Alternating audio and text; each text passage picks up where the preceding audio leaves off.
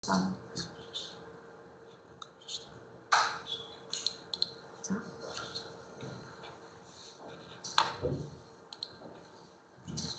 Ok. Então, bom dia, o meu nome é Marta, sou interna de Nefrologia de segundo ano e venho hoje apresentar aqui o projeto de sessões clínicas, o desafio que foi proposto aqui ao nosso serviço. Não tenho nada para a frente, mas anda aqui. Pronto. Então, em resumo, vou falar da abordagem e da referenciação da doença renal crónica, da litíase renal, da lesão renal aguda no mieloma múltiplo, da nossa via verde, e da doença renal diabética. Isto foi feito com o apoio destes especialistas e com o apoio também do diretor de serviço, o Dr. Paulo Santos. Este é o índice. Vamos então falar da doença renal crónica, da prevalência da doença renal crónica em Portugal, como é que se estratifica e trata e os critérios de referenciação para a nossa OLS, da litíase renal, da lesão renal aguda no mieloma múltiplo, e vou falar também da nossa via verde para a nefrologia e da doença renal diabética, diagnóstico e tratamento e também quem referenciar aqui para nós. Começando pela doença renal crónica. Então, a doença renal crónica é um problema de saúde pública global, com uma incidência crescente devido à nossa população cada vez mais envelhecida e com mais comorbilidades, e é uma doença que tem impacto na qualidade de vida e na mortalidade e também que consome recursos de forma significativa, daí ser um tema bastante importante para nós falarmos.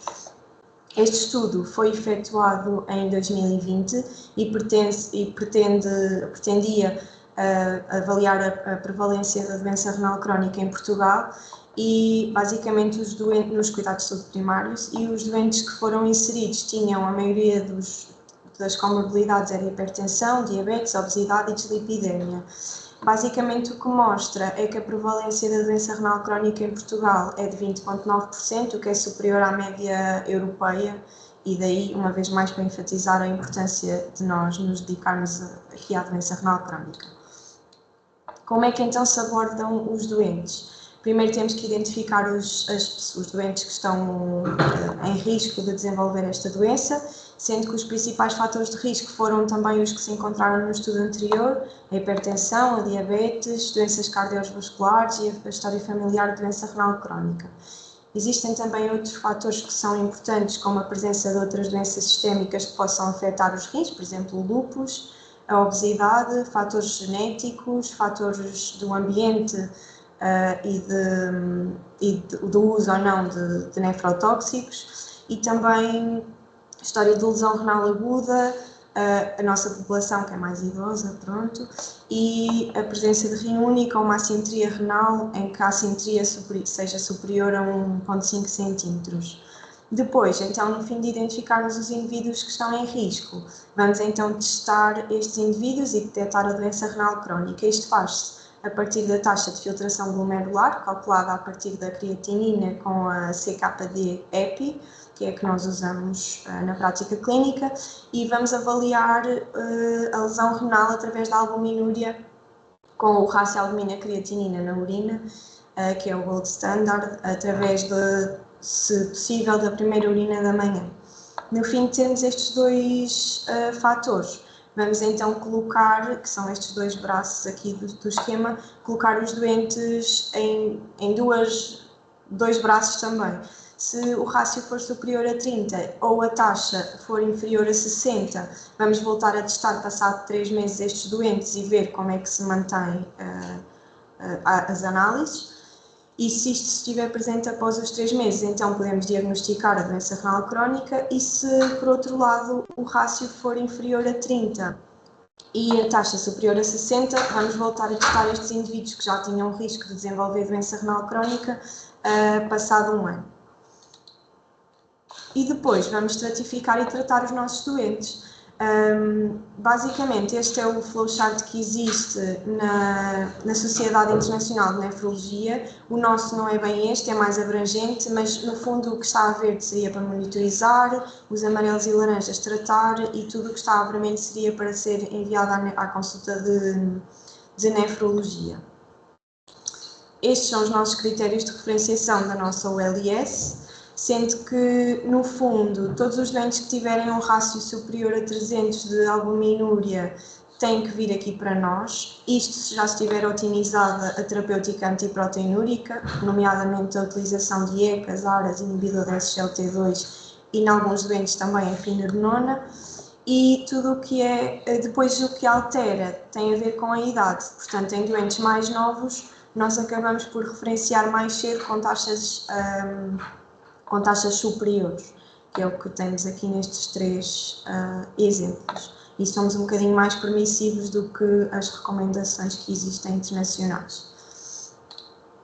Depois temos também outros critérios de referenciação, nomeadamente a queda da taxa de filtração glomerular de mais de 5 ml por minuto ao ano, calculada, a hematúria de causa não urológica nem ginecológica, a doença poliquística, displasia renal ou doenças quísticas congénitas e as alterações iónicas ou do equilíbrio ácido-base que estejam sempre persistentes após excluir iatrogenia, nomeadamente medicamentosa.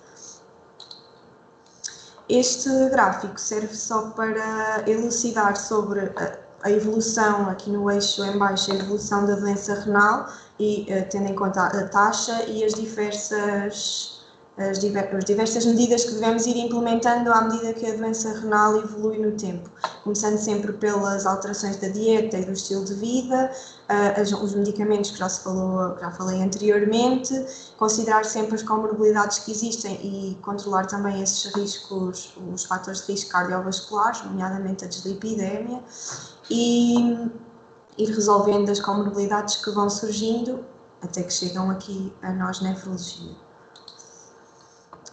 Coloquei aqui só esta apresentação, este despacho que saiu em Diário da República, que é a Estratégia Nacional para a Promoção de Saúde Renal e nos Cuidados Integrados da Doença Renal Crónica, só para saber que ela existe e que é importante e que vem mais uma vez enfatizar aqui a necessidade de diagnosticar precocemente e de tratar a doença renal crónica. Existe também esta publicação na Ata Médica Portuguesa sobre as recomendações para o diagnóstico da doença renal crónica nos adultos em Portugal, feita com apoio de nefrologistas e de médicos de medicina geral e familiar. Basicamente é um bocadinho do que eu já falei, mas fazer sempre o rastreio da doença renal crónica através da requisição conjunta da albumina e da creatinina urinárias para podermos calcular o rácio albumina-creatinina e da creatinina sérica também. Este é um estudo que saiu, é um consenso que saiu agora em fevereiro de 2025. O valor de referência também já falei anterior, a fórmula do cálculo da taxa de filtração glomerular também. Passando agora para a litíase renal. Então, nós temos vários critérios de referenciação de doentes com litíase renal aqui para a nossa consulta, todos os doentes com mais de 18 anos. Isto é uma visão global dos nossos critérios e agora eu vou falar um bocadinho de cada um. Um dos critérios é a formação recorrente dos cálculos urinários e aqui define-se como história de litíase recorrente em mais de 2 ou mais episódios de cólica renal ou de expulsão de cálculos na urina nos últimos 2 anos e a recorrência destes episódios apesar das medidas preventivas instituídas. E como medidas preventivas tenho aqui um exemplo que foi tirado da Associação Europeia da Urologia, que tem a ver com o intake de fluidos, nomeadamente 2,5 litros a 3 litros de água por dia e uma diurese de 2 a 2,5 litros por dia e tudo o que tem a ver com critério, com orientações da dieta e de modificação do estilo de vida. Depois, outro critério é a litíase renal com início em idade jovem, sendo que aqui o início em idade jovem se considera a história de litíase em idade pediátrica ou um episódio de litíase antes dos 30 anos de idade, que estes doentes também têm que vir aqui para nós. E a alteração da função renal crónica, de forma associada também à história de litíase, sem outra etiologia de doença renal identificada, ou a presença de hematúria ou proteinúria persistente num doente com história já de nefrolitíase, que será também outro critério de referenciação para nós. A presença de litíase renal bilateral ou de nefrocalcinose. Depois temos também alguns fatores genéticos e fatores metabólicos, sendo que aqui nesta tabela estão os mais comuns e também como é que se relacionam com o grau de risco, digamos assim, para a doença renal crónica. Dos fatores genéticos temos a história familiar de litíase renal, que é um fator importante e que também é considerado aqui por nós. A patologia genética também associada à litíase renal, por exemplo, a hiperoxaluria primária, a cistinúria ou uma acidose tubular renal. Nos fatores metabólicos, existem algumas alterações metabólicas com elevado risco de formação de cálculos renais, que são estes que estão aqui mencionados e que também será para virem aqui para a nossa consulta de litíase renal. Depois temos outros dois critérios que devem ser avaliados caso a caso. As infecções urinárias recorrentes associadas à litíase renal, que também poderá ser um critério aqui para nós, e a história de sintomatologia compatível com vários episódios de cólica renal, apesar de termos um diagnóstico definitivo de litíase renal. De não termos, aliás. Depois, coloquei aqui só para elucidar o que é que deve ser enviado para consulta ou para a urgência. Neste caso, doentes que tenham uma cólica renal ativa não devem ser encaminhados para a consulta sem tomarmos nenhum tipo de medida, nomeadamente temos que instituir analgesia e hidratação de forma adequada e fazer as medidas preventivas iniciais que estavam no quadro anterior, e estes não serão para vir para a consulta se estiverem ainda em fase ativa sem terem sido implementadas estas medidas. E também não é critério para a nossa consulta de litíase a microlitíase ecográfica assintomática e a obstrução ou litíase complicada deverão ser orientadas para consulta sim, mas de urologia e não de nefrologia. Depois interessa ainda perceber aqueles doentes que, pela presença de fatores de gravidade e que estejamos perante um caso de litíase, que devam ser referenciados para avaliação, mas em serviço de urgência e não em consulta. Então, o que é que devemos mandar para o serviço de urgência? No fundo, cólica renal ativa que seja refratária à medicação e às medidas instituídas, como falei anteriormente, ou que recorre rapidamente em ambiente dos cuidados de saúde primários. E aqui, normalmente, nós temos uma resposta à medicação após 1 hora das medidas e se estiver tudo otimizado e a pessoa continuar com queixas, deverá ser enviada à urgência. A evidência de choque, febre ou outro sinal de envolvimento sistémico ou de gravidade, doentes com rio único ou transplantados renais, a evidência de lesão renal aguda associada, e aqui preconiza-se a subida de creatinina sérica acima de 0,3 da creatinina basal do doente. Se estivermos perante casos de gravidez, doentes com sinais de desidratação e sem via oral, também para enviar ao serviço de urgência, e doentes em que o diagnóstico não é claro, apesar de sabermos que o doente já tem litíase e que o padrão de sintomatologia não é bem típico, porque aí podemos ter que despistar causas mais graves que possam mimetizar cólica renal, como a disseção da aorta. Passando agora para outro tema, a lesão renal aguda no mieloma múltiplo e a nossa via verde. No fundo, mieloma múltiplo, fazendo só uma revisão rápida, discrasia plasmocitária maligna, em que basicamente existe uma produção de imunoglobulinas com fragmentos de imunoglobulinas monoclonais que se vão acumulando no sangue e que vão ser também obtidas, podem ser vistas na urina, que afeta pacientes em média com idade de 70 anos e que pode ter uma evolução desde subaguda a aguda, em que há uma perda de peso, uma fraqueza generalizada e posteriormente pode também dar a lesão renal aguda, lesões líticas com compromisso nervoso e nós aqui, pronto, a lesão renal aguda ali a negrito, porque será o motivo pelo qual estarmos a falar disto.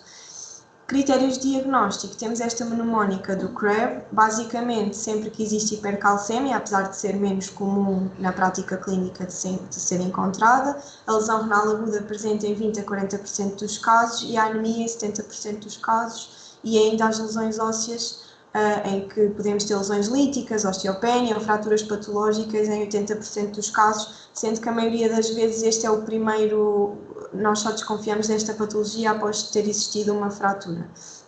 É também critério um medulograma com mais de 10% de plasmócitos para acrescentar aqui ao diagnóstico. Sempre que temos então suspeita de mieloma múltiplo, devemos ter em consideração este CREB, que está aqui explicado, o gap das proteínas totais séricas e da albumina sérica pode também dar-nos pistas para esta entidade, o gap do rácio albumina-creatinina na urina e também do rácio proteína-creatinina na urina e uma sintomatologia sistémica sugestiva desta doença. Então, perante uma suspeita de mieloma múltiplo, o que é que fazemos? Pedimos análise, o hemograma completo com função renal e ionograma, principalmente com este tipo de análise que está aqui em baixo, uma eletroforese sérica e imunofixação sérica e urinária, sendo que existe uma banda monoclonal ou um pico monoclonal presente em 80% dos casos e a imunofixação vai nos confirmar o tipo de imunoglobulina presente e será com este aspecto aqui o que vamos obter. As imunoglobulinas séricas, em que há frequentemente uma imunoparésia das cadeias, e as cadeias leves livres séricas, para determinarmos o tipo de cadeias e o rácio, sendo que este rácio das cadeias estará normalmente presente em 90% dos casos. Pedimos também, muito importante, uma análise sumária de urina com os rácios albumina-creatinina e proteína-creatinina, porque depois estes vão ser discrepantes um do outro e vai-nos confirmar o gap entre proteínas totais e albumina, uma vez que numa tira-teste de urina não vamos detectar a presença das proteínas que não albumina. Depois, medidas gerais perante o mieloma múltiplo, para o mieloma e também para outras doenças. Descontinuar os nefrotóxicos, sendo que aqui os anti-inflamatórios, os ARAs, os IECAs, os inibidores do SGLT2, verificar eventuais antibióticos e ajustar sempre à função renal, a presença ou não de contraste iodado relativamente recente, vamos fazer reforço hídrico e evitar diuréticos, principalmente os tiazídicos. Se estivermos perante uma hipercalcémia, podemos logo suspender os suplementos com cálcio e vitamina D, sendo que se o cálcio for superior a 13, poderá ser necessário fazermos outro tipo de medicação. Se estivermos também perante uma hiperuricémia, podemos logo instituir medidas também para combater este achado. Em caso de dúvida, ligar aqui para a nefrologia para nós ajudarmos. Como é que fazemos então a referenciação de doentes com mieloma aqui para nós? No fundo, vamos referenciar para a via verde da nefrologia todos os casos que surjam nos cuidados de saúde primários e também nas especialidades hospitalares de doentes com lesão renal aguda, sendo que este é um critério obrigatório, e aqui definimos como aumento de 0,3 mg por decilitro da creatinina basal nas 48 horas, ou 1,5 vezes o valor basal na última semana, ou então uma diminuição do débito urinário inferior a 0,5 ml/kg nas 6 horas anteriores, e esta lesão renal aguda tem que estar associada a fraturas ou lesões ósseas suspeitas ou lesões líticas, anemia não explicada por outras causas, em que definimos uma anemia inferior a 12 gramas por decilitro, normalmente normocítica e normocrómica, a presença então de hipercalcémia, com cálcio superior a 11, a discrepância entre o valor de proteínas totais e albumina sérica, e na análise de urina, um rácio albumina-creatinina baixo e um rácio proteína-creatinina elevado, e outras alterações analíticas sugestivas, como falei anteriormente. Portanto, cada um destes fatores, basta existir um destes fatores associado à lesão renal aguda, que devem ser referenciados aqui para nós. No fundo, devem ser referenciados aqui para nós porque a nefropatia de cilindros é uma emergência nefrológica associada ao mieloma, e muitas das vezes a referenciação até é feita de forma correta, mas os doentes acabam por não vir diretamente para a nefrologia e acaba por haver um atraso no diagnóstico, e com isto afeta-se o prognóstico renal e vital dos doentes, e por isso nós criámos a via verde nefrologia para sempre que exista uma suspeita de um mieloma com afetação renal, os doentes virem diretamente para nós e podemos modificar aqui, de certa forma, o outcome. Portanto, perante uma lesão renal aguda com elevado índice de suspensão de mieloma múltiplo, ligar para o nefrologista de urgência e não aguardar por o resultado analítico se demorar mais de 48 horas de todos aqueles exames que falei anteriormente e que serão importantes para o diagnóstico, mas também não faz sentido esperarmos se tivermos alta suspeição desta entidade. Passando agora para outro tema totalmente diferente, que é a doença renal diabética, também bastante importante porque a diabetes é uma das principais causas de doença renal crónica e que pode estar presente, a doença renal diabética pode estar presente logo a quando o diagnóstico de diabetes ou surgir mais tarde, e nós sabemos que a nossa população existe uma grande prevalência da diabetes aqui em Portugal, e estes doentes têm maior risco cardiovascular e de mortalidade.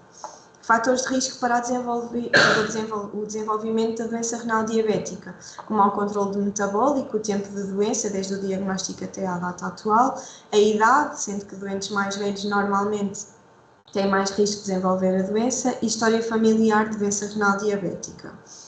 Este esquema pretende elucidar basicamente um bocado também o que já falámos na doença renal crónica, em que a base da pirâmide será sempre intervir na dieta, sendo que deve ser equilibrada, baixa em alimentos processados ou refinados, por exemplo, enlatados, que deve ser otimizada a dieta do mais equilibrado possível, com um sódio inferior a 2 gramas por dia, que é o que está recomendado pelas nossas guidelines, e o intake proteico também de 0,8 gramas quilo dia.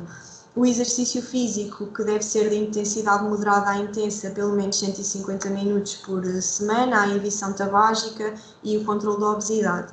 E depois todos os fármacos que devemos iniciar para o controlo da diabetes, e então controlar melhor a parte metabólica, digamos assim, para evitar também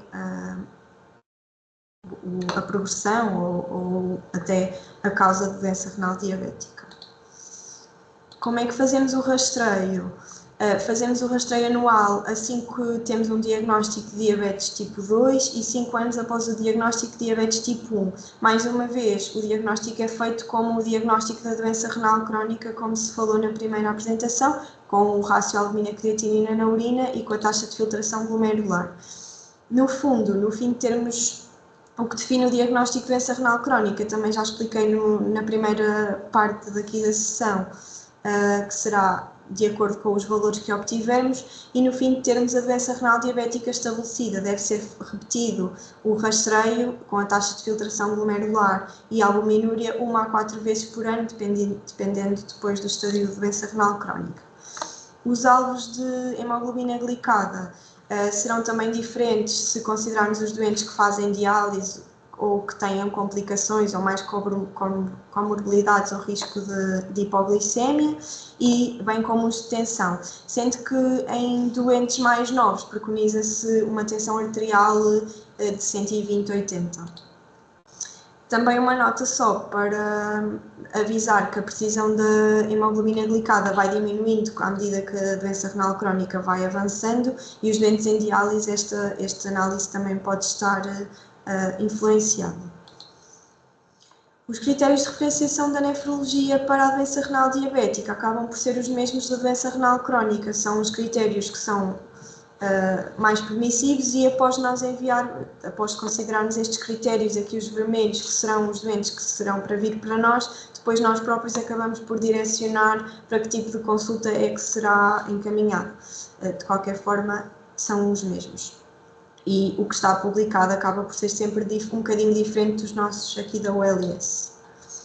No fundo, este gráfico, só para explicar mais uma vez esta abordagem multifatorial, sendo que as intervenções do estilo de vida sempre bastante importantes, o controle da própria diabetes e com os alvos de glicemia e de glicada preconizados, e as terapêuticas farmacológicas. Portanto, não é tudo só sobre a glucose, é isto tudo em conjunto que para prevenir aqui a doença renal diabética e para melhor controlar e para prevenir a evolução da doença renal.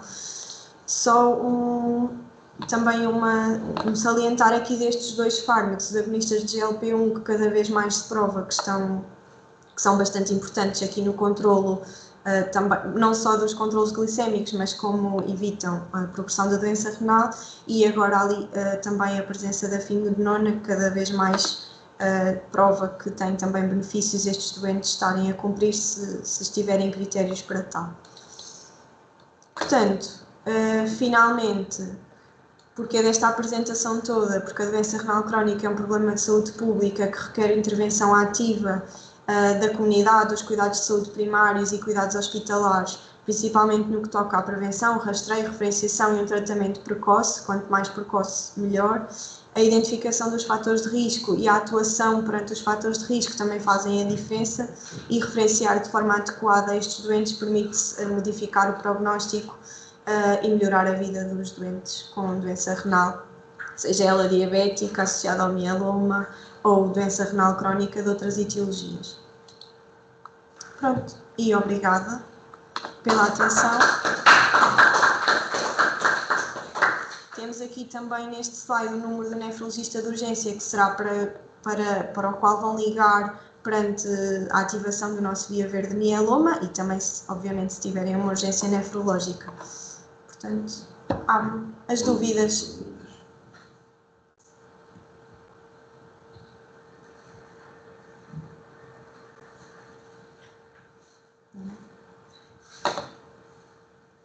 Online, escreveu alguma coisa?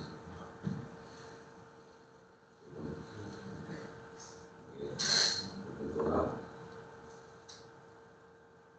Eu não sei, só uma questão. Há alguma questão?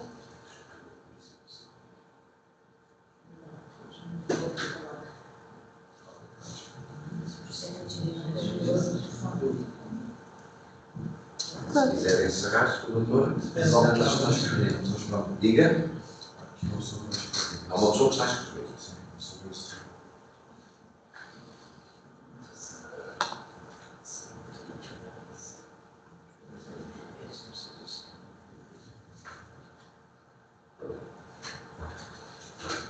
Já está a questão posta. Estão a escrever tudo. Já agora. Vamos lá onde é que consegue saber, mas não sei saber a pessoa só. Diga. Só precisa saber a pessoa. Só precisa. Como é que se chama? Chama-se Carlos Eduardo Bastos. Carlos Eduardo Bastos. Não é que vai Bastos? A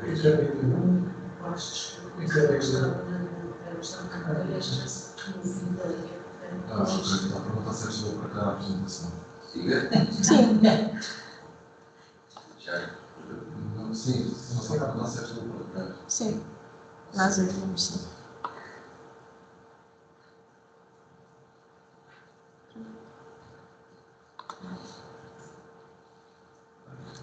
Agora só para estar. Já respondeu? Pronto, se não houver mais dúvidas, então, se calhar encerro. Por favor, encerre, por favor.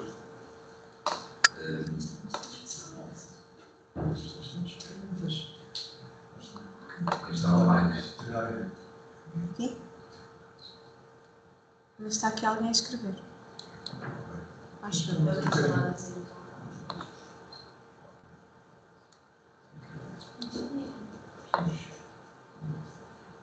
Temos 10 pessoas inscritas? 10 não. Muito bom.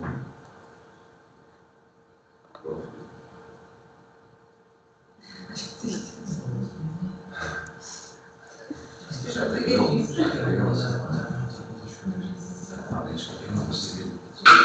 Tchau.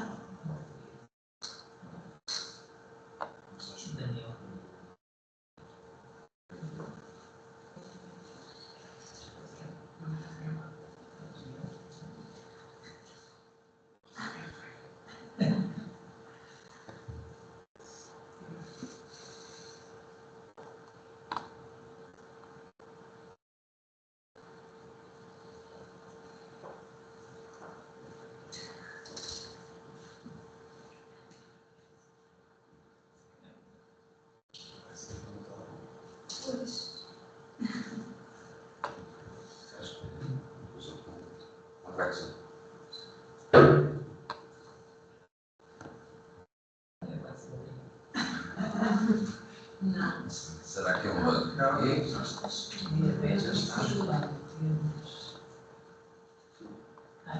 Conseguem dizer? Utilizar o tratamento médico. Pronto, neste caso, no fundo é otimizar o tratamento médico com IECAs ou ARAs, inibidor de SGLT2, e ver se tem critérios para iniciar a fenilbenona. Se isto é Sim, se depois persistir ou passar aqui para os 300, e depois depende da idade, basicamente é usar aqueles gráficos coloridos, mas se persistir, então enviar aqui para nós.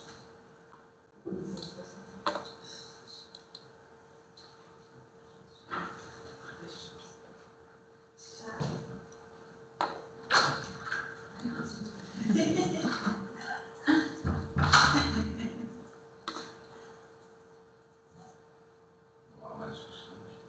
Está a escrever? Está a escrever isto.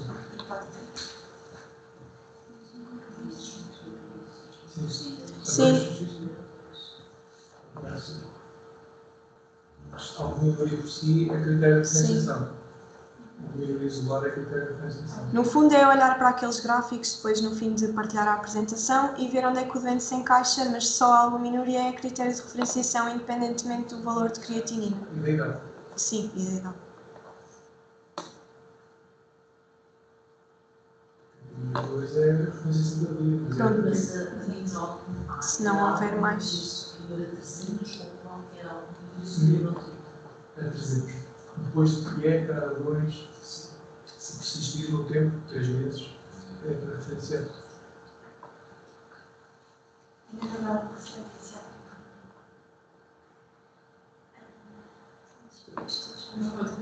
Pois. Sim. Mais ou menos. Isso saiu agora um estudo em que até pode ser iniciado ao mesmo tempo dos inibidores da SGLT2 e os resultados são incríveis. Vigiar o potássio. Basicamente, o importante é vigiar o potássio. Sim, a função renal e o potássio. Vai na doutora. Onde é que está? A Isabel. Silêncio, Não está. Não sei. havia uma pergunta para Apareceu-me aqui. Ai, fiz asneira. Perguntas e respostas, será? Não está a abrir.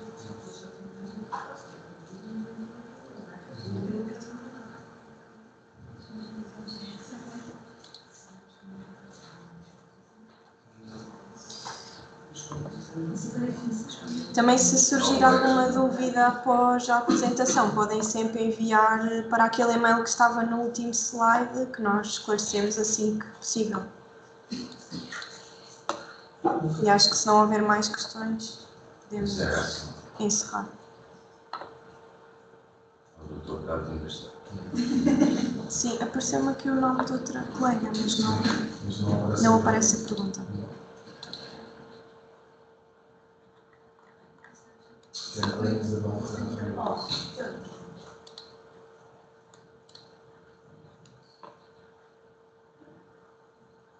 Pronto, vamos então.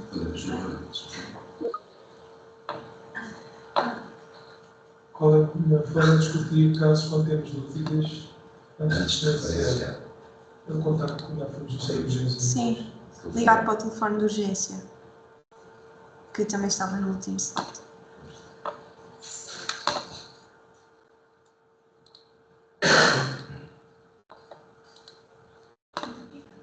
Pronto. Obrigada a todos então pela atenção. Vamos encerrar.